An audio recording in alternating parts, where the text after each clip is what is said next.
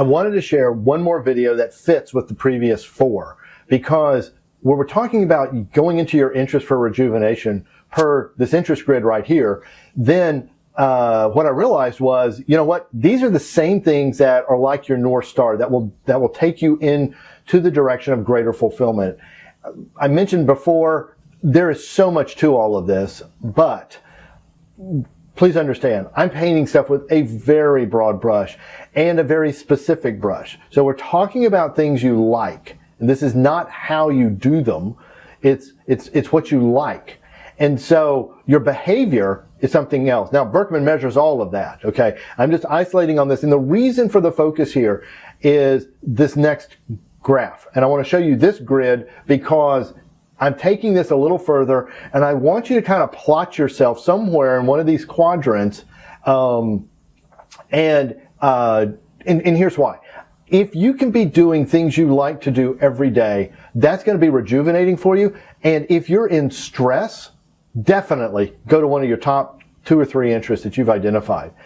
If, on the other hand, your organization, you go to work and you're just kind of dull and lethargic and it doesn't excite you, this is why I want you to look at this, because you need to bring some of this into your business and orient your business, because your long-term pool is where you're leading the company, and your long-term pool is where your interests are.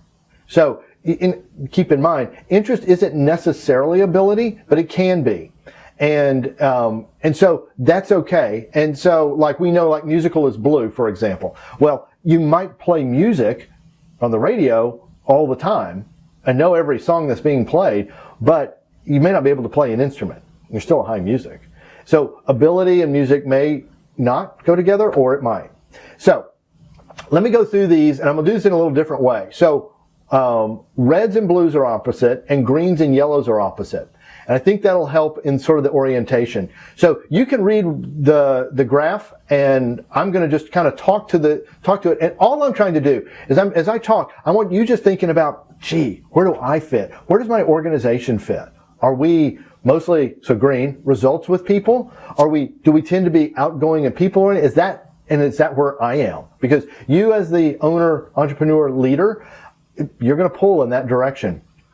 Some of the things that are in that, like if a retail business is green, obviously, okay? In fact, any kind of sales position is green. Service is typically going to be green. Now, there's going to be technical aspects to things, of course. So again, broad brush, just keep that in mind. Real estate, stock and bond sales, so the financial area, legal, especially, not all legal, but some legal is, like litigation, would definitely be one, or corporate. So that gives you kind of an idea, you know, if you like green and you're more than likely going to have green interest characteristics in the orientation of your business. Let's go to yellow, because the analyzer is opposite the talker, okay? That person wants the system. They want, that's how they get results. And remember the yellow is past oriented, whereas the talker is present oriented, okay? Professions, obviously, that come to mind would be accounting. So literally any kind of accounting. Banking, interestingly enough, all kinds of banking is a typically yellow profession. Now, painting it with a broad brush, okay? Doesn't mean they're not salespeople in any of these professions.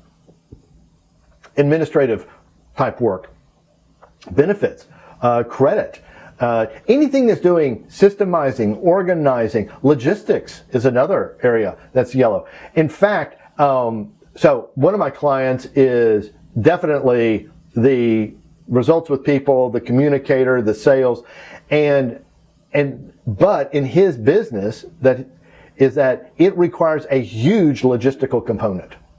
But that's not what he loves. And so the orientation of the business is, you know, he's the rainmaker. But the company itself, you could say it's definitely getting results with people. So you can see, I mean, this isn't just cookie cutter, cut and dried, clean quadrant kind of thing. So it's a little fuzzy. Let's go to red and blue. So those are opposite as well. So you have your doer and you have your thinker. So your doer is present oriented. They're practical. They're action oriented. And so the kinds of people that you find there, you're going to find science, engineering, technology, just about anybody in the oil business is, they like to get those results. They like to problem solve it. Interestingly, military, and first responders, right? I mean, action oriented, they got to be right there. We want immediate results. Construction, of course, right? So that gives you an idea of them. And another word for them are the expediters, okay? They're making it happen.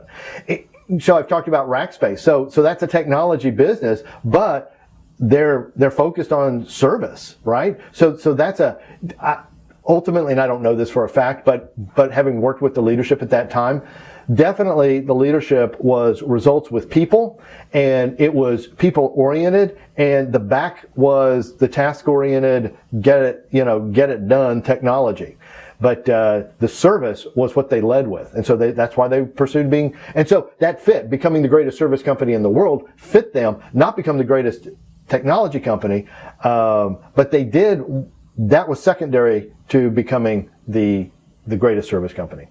So the blues are opposite the red, and those are your thinkers. They get results with innovation. They're planning, they're long-term, big picture, idea-oriented. So you find all the professions like social service, clergy, psychology, HR, medical, teachers, professors, so they've got long time horizons to see results, okay? So if I'm a teacher, I'm teaching this class or I'm teaching this grade, and I know it'll be many, many years before this student is really educated, okay? If I'm trainers, if you're a training company, you like doing that. Again, you're not looking for instant results.